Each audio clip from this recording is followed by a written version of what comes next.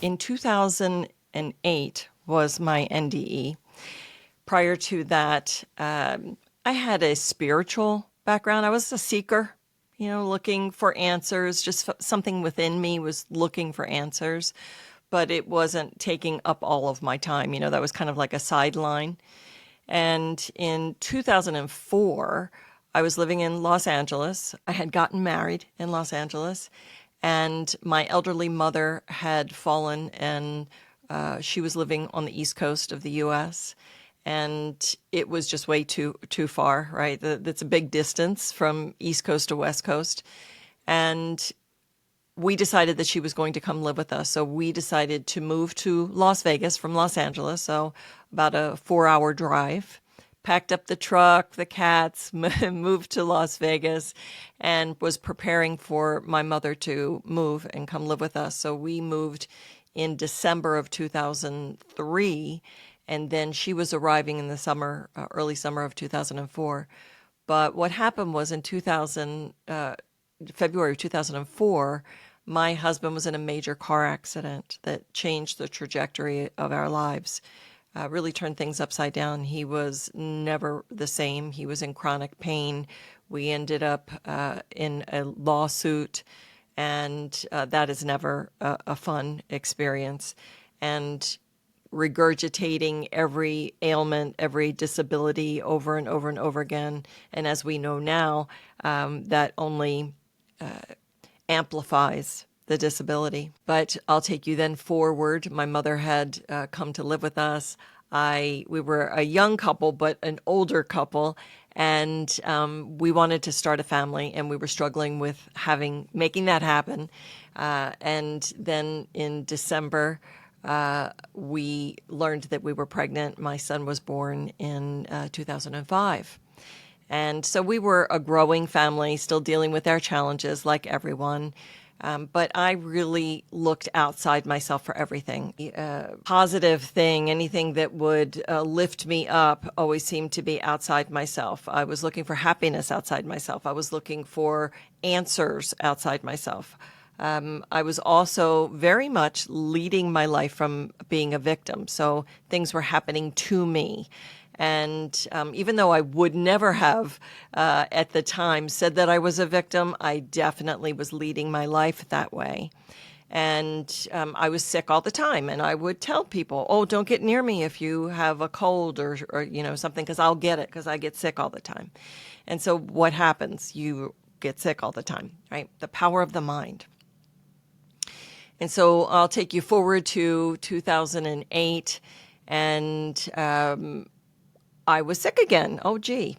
And this time it was an upper respiratory condition, and my husband was really struggling with this not illness. It was this disability, this chronic pain, and he was really going through it. And we were going through it because chronic pain changes people. So our marriage was not optimal. Our marriage was challenged and struggled, and we were also having that dynamic within the family with my mother living with us. But now our child was young, and so that beautiful light of this child was really kind of keeping things together. So he wanted to go to a 10-day noble silence. It's called Vipassana meditation, out of our state, out of Nevada into Colorado. It was about a 10, 11-hour drive. And in that noble silence, there's no communication. So no phones, no texting, nothing like that. You drop off your phone, and then you're in this retreat for 10 days and no speaking. And he was concerned that I was getting pretty ill, and that at this time I was really moving away from antibiotics and that type of healthcare, because it was really more, I was looking more towards holistic means of being well.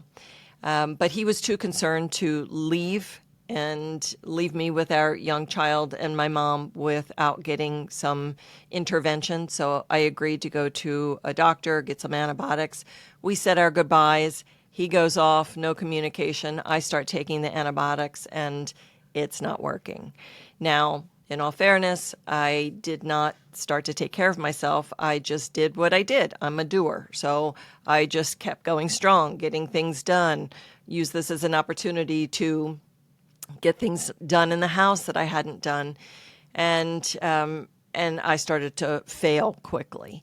And I found myself to the point where I was then in bed and not really knowing where my son was, what was happening with him. My mother, who, when you live with someone, it's the beauty and the curse, right? Of someone always being there, but someone's always there. But I couldn't even get to her. I was kind of calling her and whispering for her, but she was nowhere to be found. And so I found myself drifting outside my body into the point where I was like consciously stating to myself, if I go, what will happen with my son? What will happen with my mother? She will not know how to get in touch with my husband.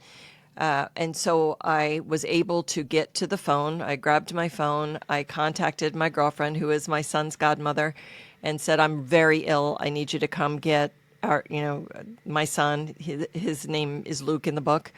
And she said, I'll keep him overnight for you. So she came to get him. At this point, I didn't know when the last time I ate, the last time I had a sip of water. I finally got back into a state of, okay, now I feel safe. I feel that he's safe.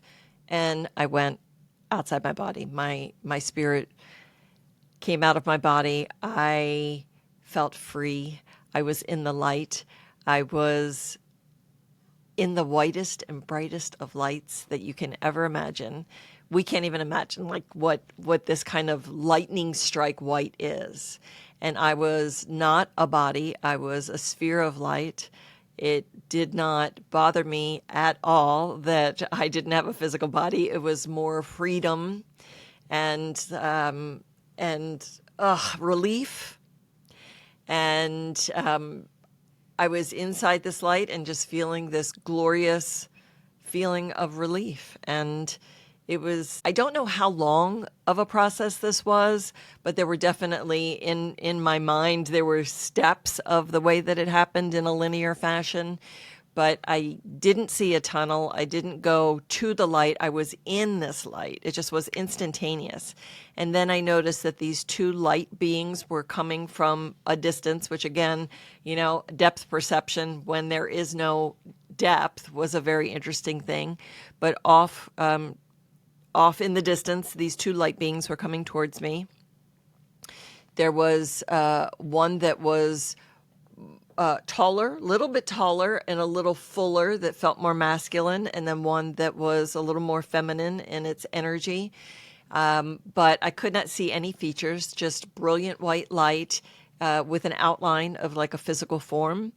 And they communicated with me telepathically and stating that it was my choice. I have free will, whether to continue on to the other side, heaven, if you will, or to go back and remain in this experience. And I was like, there was no doubt. I'm going.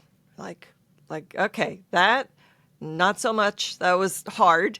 And I give the description of it's like getting off of a major roller coaster. So if you are somebody that really likes the energy of a roller coaster, and you waited in line, and then you were on it, and you were super excited, and all the twists and turns and deep dives, and throwing your arms up, and there were some really times of elevation and some times of, oh, my stomach doesn't feel so good, and then you get off the roller coaster, and you're like, whew.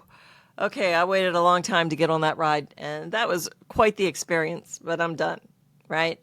That's kind of how it felt. Now, anyone who has children may feel that, wow, you didn't want to go back for your young child, like toddler.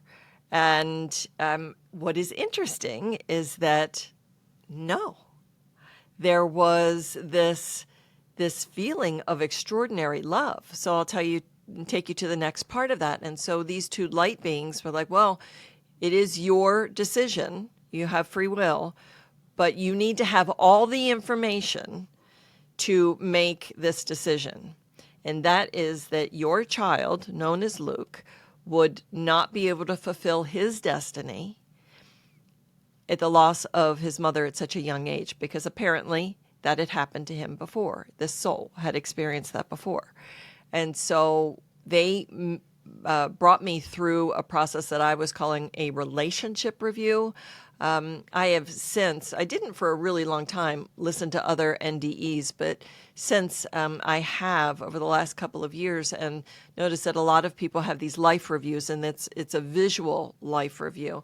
I did not. I had a relationship review, and the only ones that I really came back remembering were, I knew I had one with my mother, my now ex-husband, my husband then, and my son. And what was interesting with the relationship review was all visceral, was all feeling.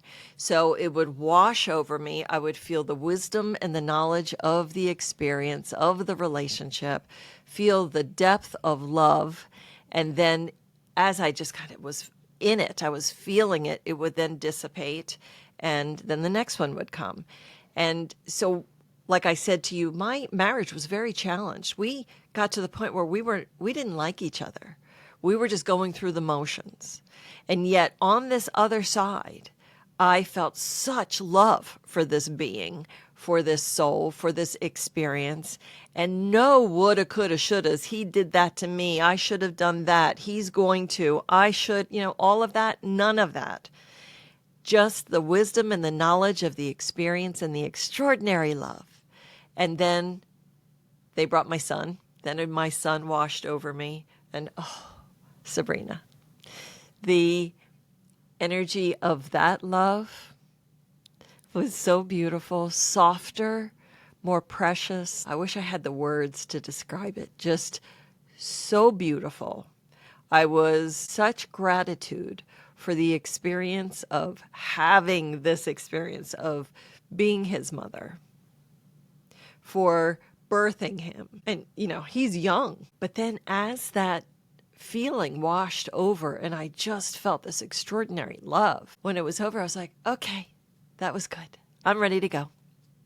Still ready to go. There was a very distinct feeling that I had about these light beings, that they had a job to do. So they weren't people that I knew, like in this lifetime. They weren't religious figures or spiritual figures that I had, known. But there was a resonance about them.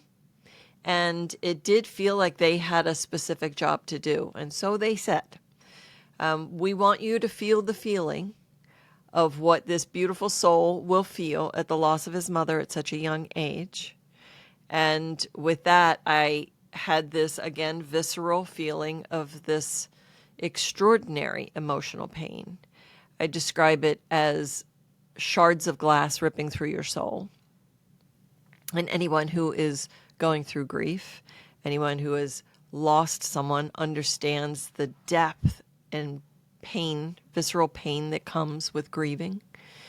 And so you don't wish that on anyone, and certainly not a child, and certainly not a child that you have birthed or that you have mothered or fathered. You don't. So that was it.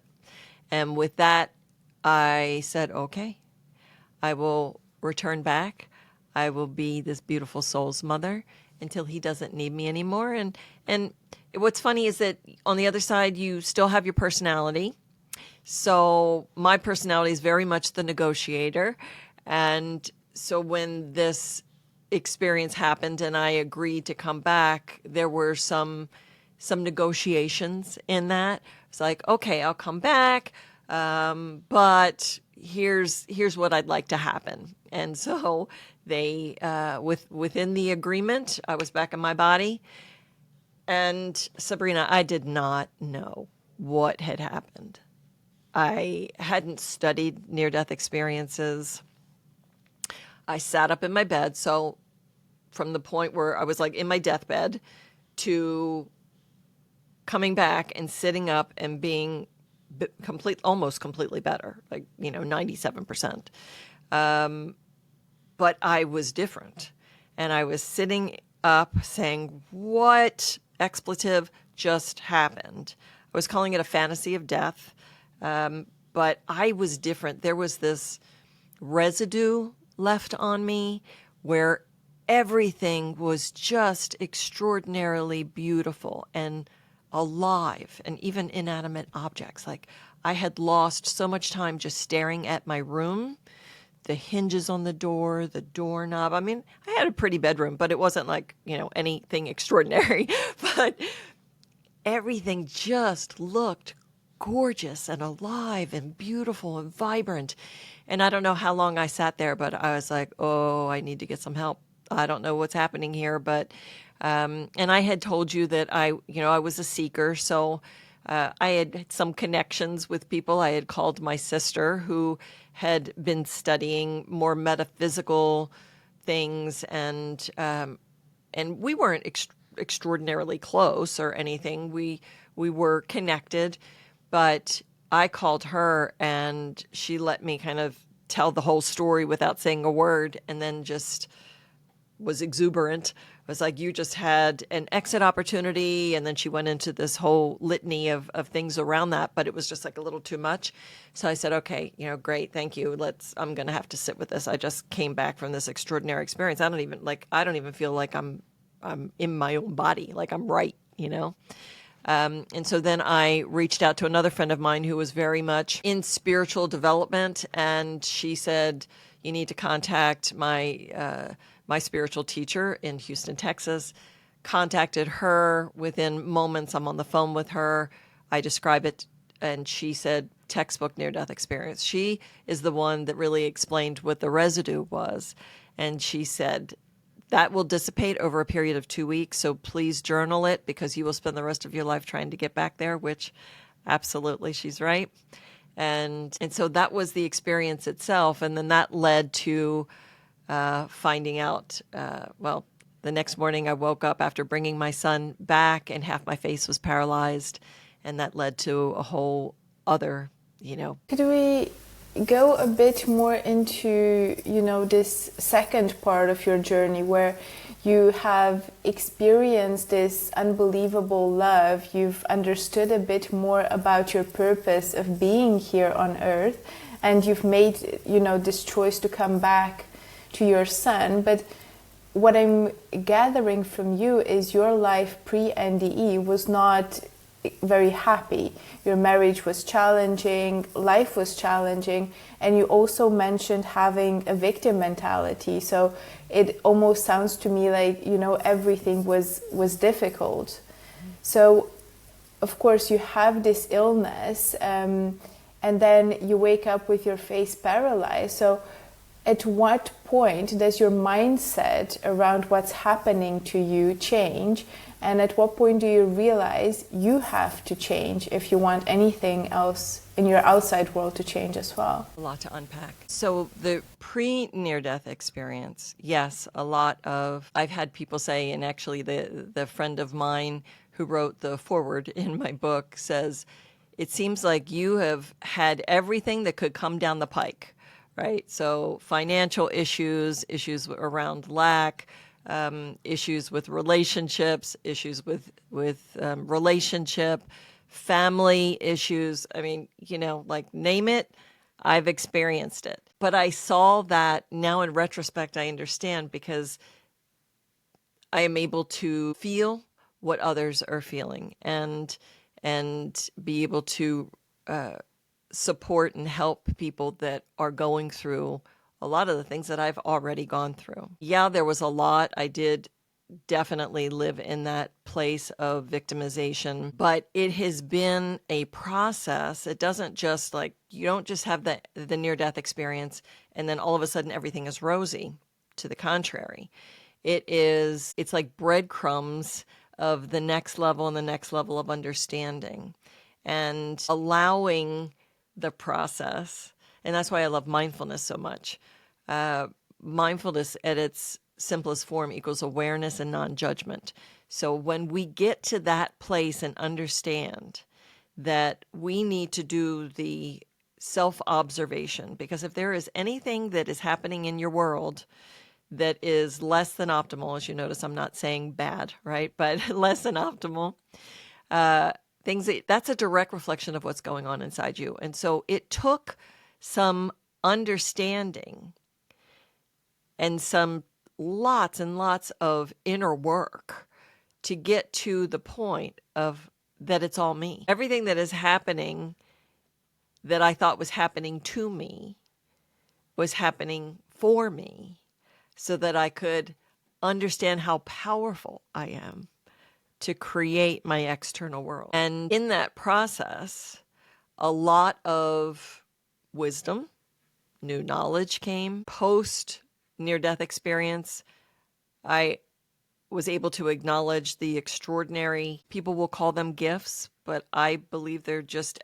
extra senses that we all have, and that in this amazing time that we are living in of extraordinary change, we're going to understand more and more that we all have these, again, gifts, and that I was in a training ground just previous, because I can go back and reflect on things that happened just before and after the near-death experience that put me on a trajectory to do the work that I do now, which is basically helping lift the light quotient on this planet. And that's what we're all doing here. We are all here for the big show. We are all here for this extraordinary time in human history. It is extraordinary. And we have chosen to be here. And some of us have chosen to be here for a short period of time, and some people have chosen to go through it all. Now, why do you say it's an extraordinary time? Why is it different than any other times in our history? Well, I can only speak from my own experience, and that is that we are going through a time of I'm going to backtrack. So I have said almost my whole life, I'd like to make known the unknown. I'm a spiritual seeker. I'm a seeker. I'm a truth teller. I like to find the, and I never understood really why that was almost a mantra for me until later on. And we are moving astrologically. We're moving into an age of Aquarius, so a new age, a new astrological age. And in that astrological age is the time for making known the unknown. So all that has been hidden will come to light. And you can see it happening in our world. Well, you could just pick anybody from celebrity to politicians to whoever. You can see it making what was hidden come to the light. And so I don't know if you feel it, but physically and emotionally, mentally, and spiritually, I have felt it post near-death experience, and it has just been going so quickly and so more profoundly over, let's just say, post-COVID, post-pandemic. So since, started around 2016, 17, 18, and then the big push. And now over the last couple of years, and even, I guess, really this year, things are moving very quickly. And there's something just inside that is vibrating a little faster. And there's an inner knowing that something is coming. And it used to feel like something dark is coming. Now it feels, and I even knew from my guidance, that's one of the other things that comes, is that everybody has light teams. Everybody has teams on the other side, from your loved ones to higher vibrational beings that support you. You can call them angels. And post near-death experience, I receive information. And so my guidance has told me that it is like a birthing process. We are moving through the toughest part of the birth canal, and on the other side is extraordinary. So hang in there. Hang in there with whatever you have to do to ease your pain in a positive way. So whether it's meditation or it's energy healing or Reiki or being in nature or hanging out with your fur babies, laughing, music. There are really great technology that is out now too that you can use to support your healing, to ease this this energy of contrast that is part of the process of moving through into our new experience that will be so much better. I see a world where we don't need the contrast to learn something. I see a world where we elevate beyond the contrast. And I use the word contrast, and you can fill in the blank for all the labels that you want to give. You know, illness or lack or grieving or obstacles or a plethora of other things that you can name. There's so many labels. I put it under an umbrella of contrast because if you say contrast, it kind of feels more neutral, right? And I don't want to give any energy, any amplification of those things that we label. So I use the word contrast. I believe that our world is moving beyond contrast. And that's what I hold. I hold that in my heart because that's what I want to create. And so the more that I can do that and be on shows like yours, and people might hear something that just resonates as truth in their inner being, and then they're like, hey, you know, I'd like to believe that too. I'm going to start holding that as my intention.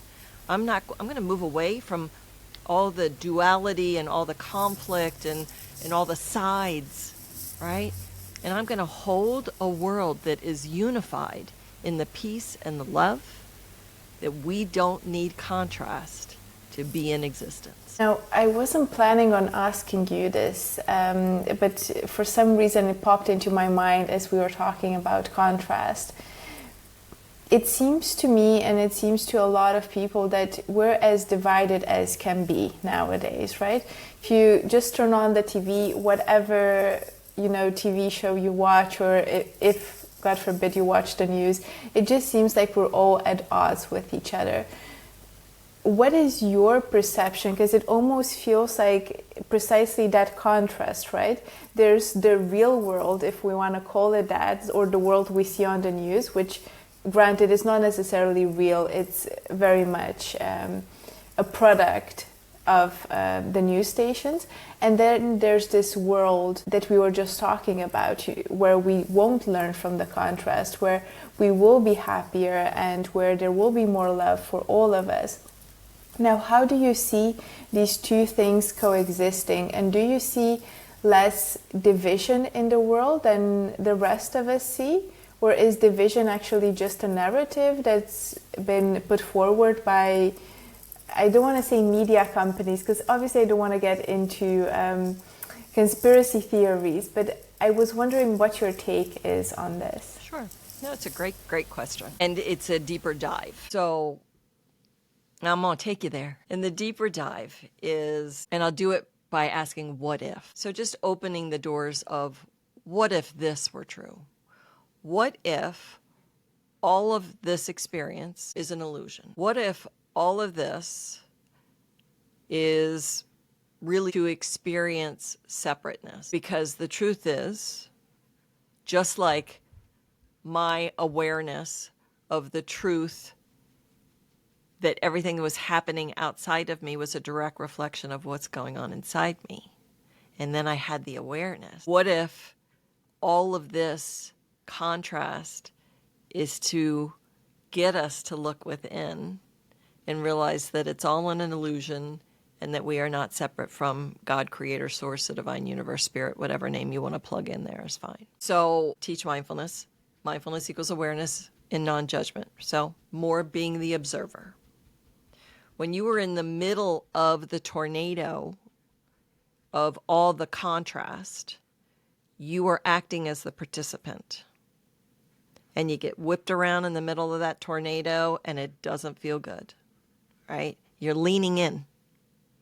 When you were in mindfulness practice, you were the observer and looking at all the play that is playing out around you, but no attachment to it. You're not leaning in, you're watching it all play out.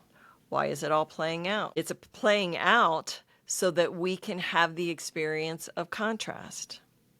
Now, there are some that say where you are today is where you will end up kind of being in your life. If you are leaning completely into the contrast, into the duality, the tornado, then that's what you will manifest. If you are one with your peace of knowing that life can be without contrast, then that is the life that you will manifest. There are some that say that the world is splitting, that there are timelines that are splitting. I have experienced things myself that I cannot explain that would lead to that conclusion. But if you are just listening to this for the first time, it will be very difficult to kind of go down the rabbit hole of any one of these things. If you talk, go into quantum physics or you go into timelines or things like that. But I would ask you to just go within with self-care and self-love and start using your body as a tool, because we are spiritual beings having physical experiences. This is just a tool for us. It's always a good idea to honor our tool, give thanks to our tool. But use it because it is trying to tell you something. It is resonating a truth. And so when you are not feeling good in the body, then you need to listen to that in your self-love and self-care. If you were in meditation, if you were visualizing a life in a world full of peace, I'll bet you feel really good in your body. I've been on both places and in the middle, struggling to get back to the peace, because it's really easy to get caught up in the tornado, get caught up in the sides, get caught up in the destruction of what humans have really done on this planet. The darkness, the rabbit holes, there's a lot of darkness. And I'm not saying stick your head in the sand. I'm just saying that that is something that is playing out and you have a choice. I mean, I'm in the US, so I have a choice to vote and to make my vote count. Everyone has a choice. You can choose to vote, you can choose not to vote. I'm saying do it from a place of empowerment, from a place of love and peace, of well-being within oneself. Because if there is so much static going on, you won't see the forest through the trees. So meditation is a really great place to start, even if it's just a couple of minutes a day, to start to release the static that is the barrier to you connecting to yourself. I hope that that answered your question. I know I can go off on a tangent. No, it absolutely did. And it reminded me of a conversation I had just recently with someone about the US election, to be honest. And they were so involved in the topic and they were trying to, almost explain why a certain decision would be good. To which I just said, listen, you surely know much more than I do. From my side, it just seems like I don't know everything. It definitely feels like even if I were to watch all the news and read everything there is to read about the candidates, about everything, I wouldn't know everything because there's agendas, there's always things behind the scenes. So I don't even pretend that I can make a decision as to what would be better. I am so far removed from that situation that I'll just say I hope that whatever is best for the people just ends up happening. But this was myself, and it didn't play out very well in that conversation, but it's very easy to get involved in that, to have an opinion and to almost be on one side. And then of course if you're on one side, well, there's another side, right? So that's where we create this duality. And I feel like always when we get into, even if it's just petty gossip and we're talking about a common friend and what they've done, it's just so easy to involve ourselves, insert ourselves almost in that situation and just give our 2 cents about it. But to be honest, we never have 100% of the information, absolutely never. So when you're, as you said, one step back, removed from that situation and you look at it objectively, you think, well, the only thing I can control is myself. I can do whatever I can do for that, but I cannot pretend that the problems of the world are, something that I can fix by myself.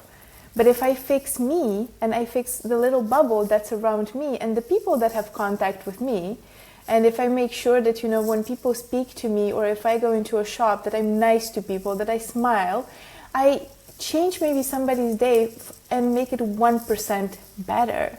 And that's my little sphere of influence. It's not on a global scale, for sure not. But it's just those little drops that we tend to be missing whilst we're focusing on the big global whatever issues. So I absolutely loved your answer. Thank you. And I think that you are reaching people on a global scale, whether you understand it or not. Those things will have a ripple effect that we will never understand or become aware of. But I love what you were saying, because it's important. First of all, we have to start here in non-judgment of ourselves. Because I'll tell you, the people that are judging externally the most are the ones that have the inner struggle, and we need to find compassion for those people. I have experiences in my external world where I will meet someone and they want to gossip about somebody. You were talking about that. And I will not engage. And so it's just a one-way conversation. And then I'm praying for that person inside my head. And then if it continues, then I need to say, that is just not a conversation that I want to engage in. I practice mindfulness, or whatever. And that person probably will then start talking about me, because that's the pattern.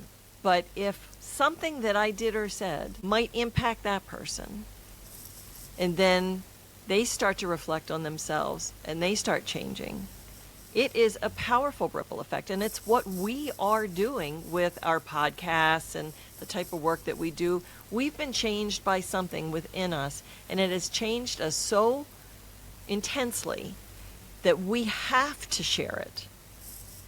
And I usually start my things with saying, my talks or whatever, take what resonates and leave the rest, because it just might be a seed for later. You don't have to agree with 100% of what I'm saying, but don't resist it, because that energy of resistance is, again, judgment. Just take what resonates, leave the rest. Absolutely. I love that. And I want to come back to what you were saying at the beginning, that you used to think of yourself as somebody that gets ill very easily. I'm sure that you've had the experiences to prove it as well. So you would always be very cautious around people because you would get flus and everything easily, which makes a lot of sense. It checks out. When we talk about victim mentality, nobody ever thinks they're in a victim mentality, right?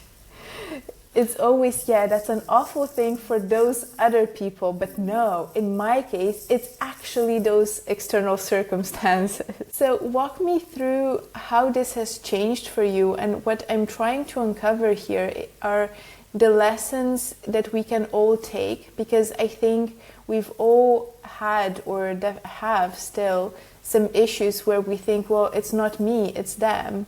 This is happening because of that person, because of that situation, and I don't really have a choice in it. Now, what were your lessons, and how did you start implementing that to, this point where it seems to me that you're very self-focused, so you know that everything that manifests in your outside comes from your inside. So that's where you go to work if you want to change anything in your outside. Yeah, it's we can talk about it. I mean, and I have a coaching business, and I talk to groups and things like that. But it's going to fall on the ears of people that are ready. It's just like, somebody's a smoker or a drinker or whatever, and then they stop and they feel amazing, and so they want everybody to feel their feelings. So they want everybody to stop smoking and drinking, right? But it's only going to reach the people that are ready. So we bring the information and it hits people when it's time. For me, I had to go through a lot of painful lessons. One of the things was attachment to stuff. And I write about it in the book, so I don't want to go into all the major details of it, but just to say, I went to France with my husband and my child to see my in-laws. And On the way back, it was during a time of heightened security. And so everything had to be packed in the bags. And I had a young child with me. So anything that I carried on the plane had to be just really for him. So I packed all my jewelry and all my nice things that I had brought and packed for the trip. And everybody's luggage got back to Vegas but mine. And so I go into the depths of, I grieved my stuff, embarrassingly so. You know, my watch, my ring I got in Italy, my, this, mementos, things that people had given me. It was stuff. But I had to go through it to be able to feel the feeling and then the aha and the relief. And so I have many stories like that with the lessons. Now, on the other side of those, I'm so deeply grateful for all the pain and all the dark nights of the soul that I have gone through. Now, not so much when I was going through them, but when you have the faith that it is all happening for your spiritual growth and expansion, then it's a light. It's a light that you hang on to. It's that glimmer of hope that creator, I always say creator, God, source, the divine universe, spirit, because it encompasses almost every belief system. And I use different terminologies for God. Love, light. I know the creator is always vying for my highest and best. Always. I know that with every cell of my body. And even when it is the darkest time, I know that the creator sees all. And in my little vision, I only see the path that looks really dark. But beyond that is where I want to be. And I just might have to go through this dark road to get to where I want to be, because Creator knows my heart, knows my soul, knows my wants and my desires. And so every day I am in that process of, what do you want to do today? And when you have that connection and that hope, it gets you through the dark times, knowing it's temporary. Just like winter's temporary, just a temporary situation to get me to where I need to be. And we can weave in the whole timeline thing, because if I am always asking to be in my highest timeline, I want to be the highest and best because I want to serve Creator God. And I want to release the ego and release the control to say, let's do this thing. Let's see where we're going today. And believing that Creator has the highest and best for me in store. And I have to believe it. And it's so powerful. And it sounds like it's more about accepting and letting go of what you want, so what the ego actually wants, but just allowing things to happen and to fall into place. Yes, it doesn't mean that I don't have desires. There's a gal named Esther Hicks, and she channels the group consciousness Abraham.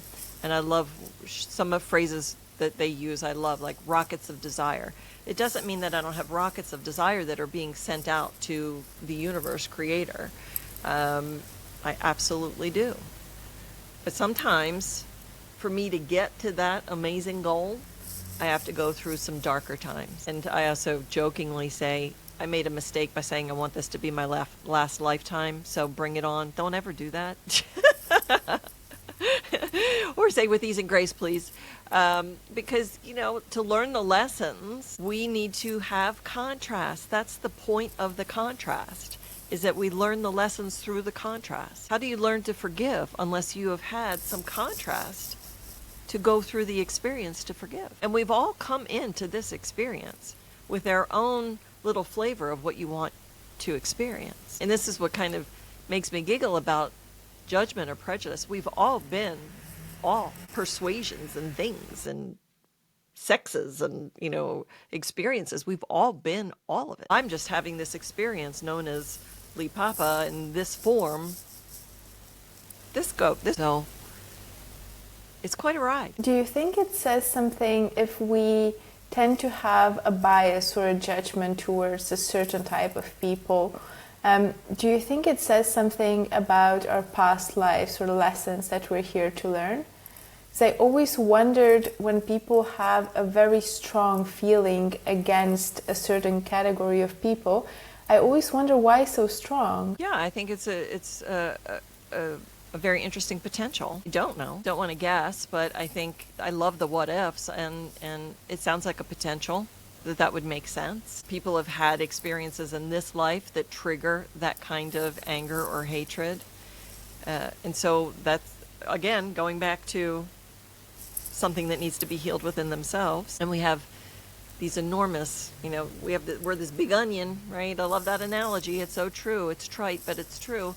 And we have layer upon layer upon layer upon layer.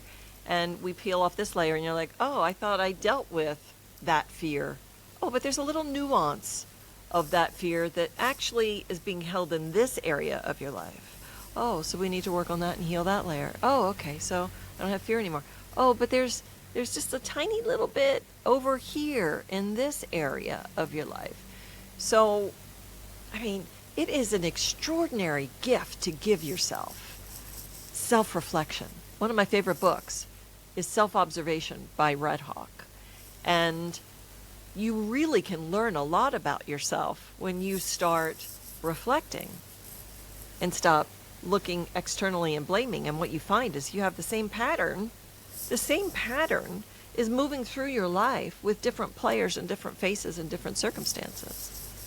Who's the common denominator? You're the common denominator. So the only thing to change is you. And it takes courage. But I'll tell you, the reward is great. I look back at the younger version of myself with such compassion because it was exhausting being her. All that self-loathing, it's exhausting. And all that, there's all kinds of emotional tags we can put on it. Unworthiness, shame, disappointment. But when you start doing the deep dive work and peeling away those layers, there's peace in there. There's acceptance and there's love. There's unconditional love in there. So we need to start there. That's such a beautiful message, and I love that. I think we've talked about ourselves, we've talked about where to start, but we've also talked about the world and how our small changes impact everything that's happening around us, and I think that's so important. And this is why I'm always so keen to keep this conversation going and to uncover more of the messages that we need to hear nowadays. Now, Lee, it has been so beautiful listening to you and hearing about your experience. I want to ask for everybody that wants to hear more about your book, about your work, where can they get in touch? What is the name of your book and where can we find it? Sure, thank you. And thank you for your time and reaching out to me. And it's been a joy and a pleasure to meet you. So the book is called Temple of All Knowing, and this is the second edition. So if you are interested in the book, I highly recommend the second edition, not the first one. There's so much. First of all, I'm a better writer now, so much better juiciness in that, and I wrote it 10 years later, so there's a lot more spiritual wisdom that comes with it, maturity. You can get it on Amazon. And I think my links are going to be in the description, right? So I have a link tree links with all my links. I have a podcast that I just launched called Sunday Communion with Friends. And that's on my YouTube channel, which is Live Mindfully. So 2 L's in the middle, Live Mindfully. You can always reach out via my website, which is leepapa.com. And there's a contact page on that. And I just thank you so much for your time. And if you are still watching, thank you for your time. I appreciate it.